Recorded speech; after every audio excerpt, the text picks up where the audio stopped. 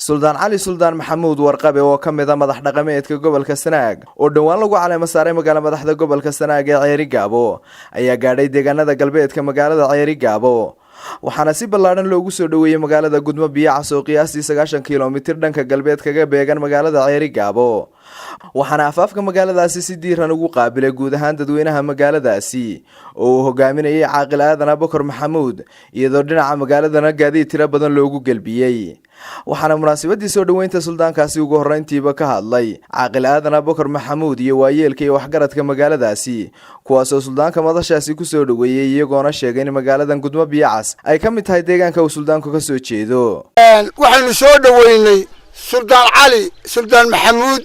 iyo waftigii uu hogaaminayay oo ina soo booqday oo aynu inagu ballanqaad ka lahayn waxa lagu caleemo saaray Ceerigaabo beelaha Ceerigaabo oo dhan baa caleemo saaray burca looga yimi Hargeysa looga yimi dabada looga yimi inaguna waynu ku jiray marka laakiin waynu ballanqaado waxaanu anagu tan labaad baan anaguna yeelanayna nasiib wanaag hadeerayno munaasabaddan aynu qabanay waa ku salaamantihiin waa wanaagsantihiin dad gabaatihiin si caalami oo sidii munaasabadu ahayd baynu idinkuna waajibkiina uga soo baxnay iyaguna wixii ay dalbanayeen ee ku jeclaysteen gurigooda iyo degmadooda way ugu yimaadeen way ku arkeen indhayn iyo inay dhulkii soo maraan oo rugudo tagaan oo shalcaw tagaan oo xiis tagaan oo yani dhulkoodii oo dhan bay sii wada booqanayeen dawal maraya marka waxa way suldaannimadu iyo dhaqanku waa inuu ninku dadkiisa la joogo waa inuu dadkiisa arko maaha marka la yiraahdo suldaan baan ahay inaan idhaahdo madaxtooyada Soomaaliland baan joogayaa reer Gudmo inay dad gob yihiin oo soo dhaweyn wanaagsan oo beedda ay ku nool yihiin iyo xaqiiqatan meel walba taas waa wax laga yaqaanaa oo taas maanta ay marxaati u tahay soo dhaweynta maanta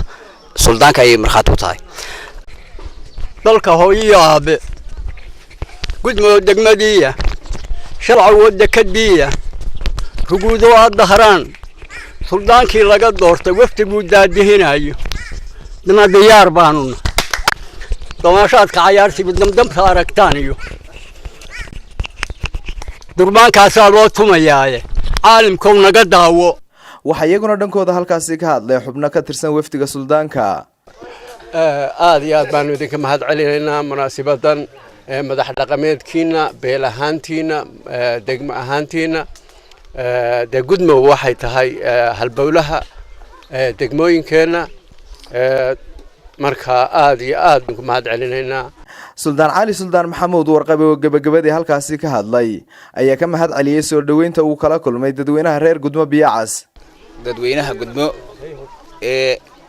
rag iyo dumar bale soo dhaweynta wanaagsan ay ii sameeyeen aad iyo aad baan ka mahadnaqayaa ee waftida ballaaran la socotay aad iyo aad baan ka mahadnaqayaa waayo Gudmo waa dalkaygi waa magaaladeydii waxa weeye waa meeshii aan joogi jiray